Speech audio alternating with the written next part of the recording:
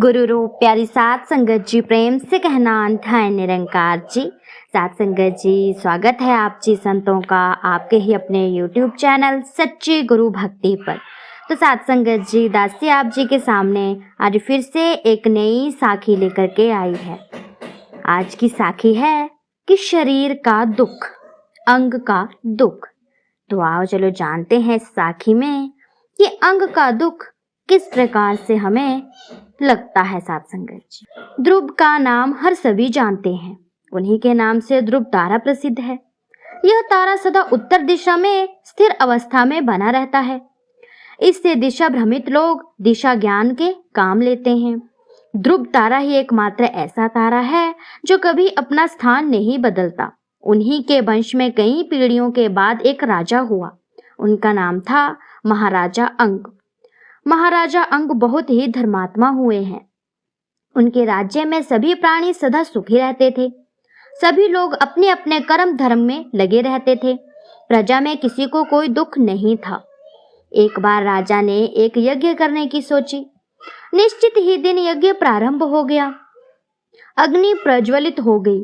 ब्राह्मण लोग यज्ञ में आहुतियां डालने लगे।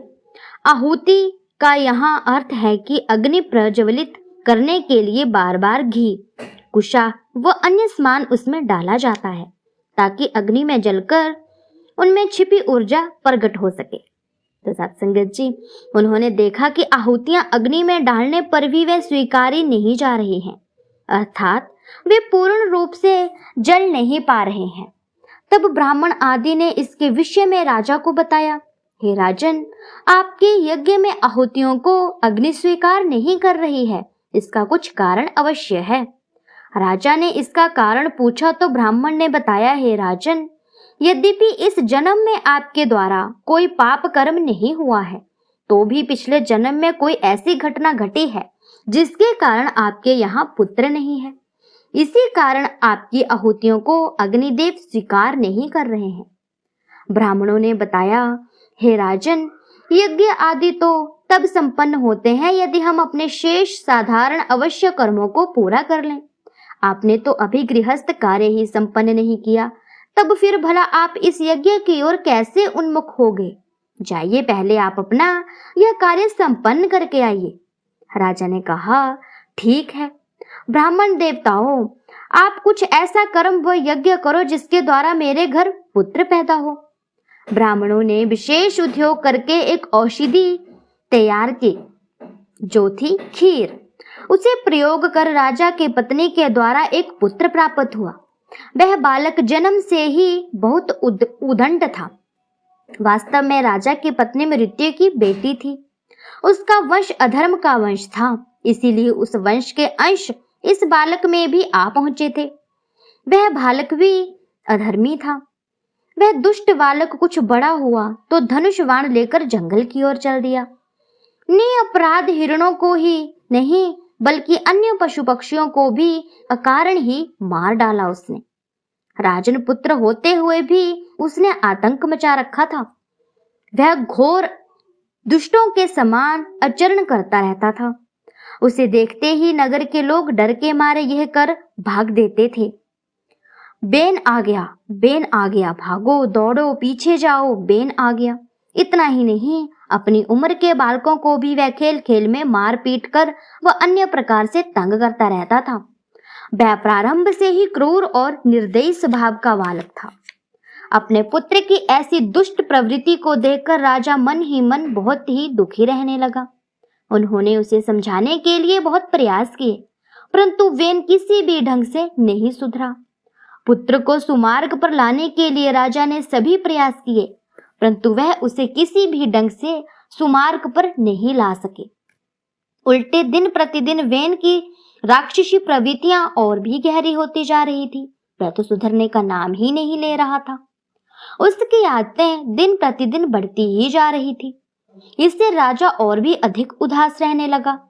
उन्होंने मन ही मन सोचा कि कुपुत से तो पुत्र न होना ही अच्छा है। कम से कम इससे न तो कुल को लांछन ही लगता है और वर्तमान में माता पिता दुखी होते हैं।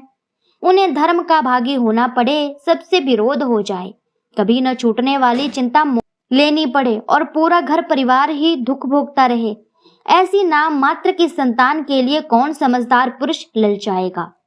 वह फिर अपने मन को समझाने के लिए स्वयं से कहने लगे, वैसे तो मेरे लिए यह जैसा भी है, परंतु फिर भी एक कारण से यह मेरे लिए ठीक ही है कि यदि सुपूत होता तो मुझे घर छोड़ने के लिए दुख होता और उससे मोह जाल में मैं फंस जाता, परंतु कुपूत के कारण मेरा इसमें और इसके कारण घर में भी मोह नहीं रहा।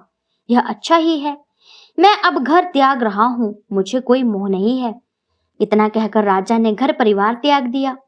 उस महान ऐश्वर्य को त्याग कर राजा चुपचाप दोनों वनों की ओर चल दिए। दूसरे दिन राजा के चले जाने पर सभी प्रजाजन बहुत दुखी हुए। राजा की खोज करने लगे, परंतु सब व्यर्थ था, राजा कहीं नहीं मिले। साथ संगत जी, साखी की सत्यता जो भी रही हो, परंतु यह बात निश्चित है कि अप्राकृतिक कुछ भी हो ठीक नहीं होता, परंतु परमात्मा के कर्मों में विघ्न डालने पर या उसमें परिवर्तन करने पर प्रकृति का संतुलन बिगड़ जाता है, जिसके कारण अनायास ही सभी कुछ तबाह हो सकता है। दूसरे कितनी भी शांत, शुद्ध व पवित्र हृदय को न हो, एक बार मोह माया का उदय होते ही हृदय का आनंद समाप्त हो जाता है।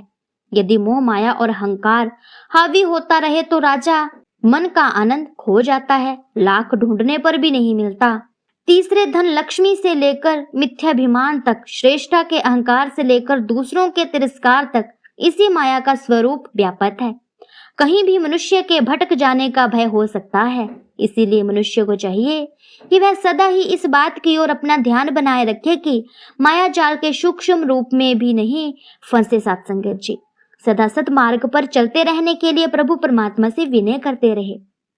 चौथे, परमात्मा ने जो भी कुछ देना है हमारा भाग देना है, हमें जिद करके कुछ नहीं लेना चाहिए ताकि अप्रकृति की कुछ ना हो, क्योंकि वह सदा ही दुखदायी होती है। साथ संगत जी, यदि हम बिन मांगी चीज इस परमपिता परमात्मा से मांगते हैं तो उसका कोई फायदा नहीं रह जाता। साथ संगत जी, क्योंकि भगवान जो भी हमें देते हैं हमारे भले के लिए ही देते हैं, जिसमें हमारा भला होता है साथ संगत जी, वही चीज परमात्मा हमें देते हैं।